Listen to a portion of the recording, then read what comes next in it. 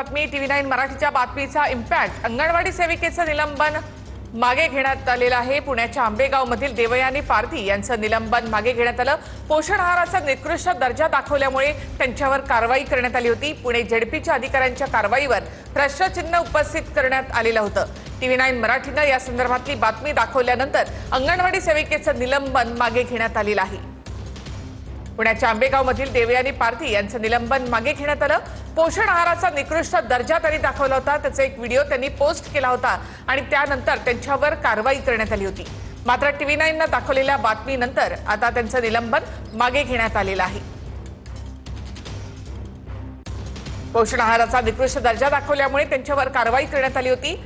मात्र हा त्यांच्यावर अन्याय असल्याची बातमी ही TV9 मराठीनं दाखवली होती. त्यानंतर अंगणवाडी सेविकेचं निलंबन मागे घेण्यात आलेलं आहे. निकृष्ट आहारासंदर्भात त्या अंगणवाडी सेविकेनं तक्रार केली होती. त्याचा एक व्हिडिओ त्यांनी पोस्ट केलेला होता आणि त्याकडे त्यांनी लक्ष वेधलेलं होतं.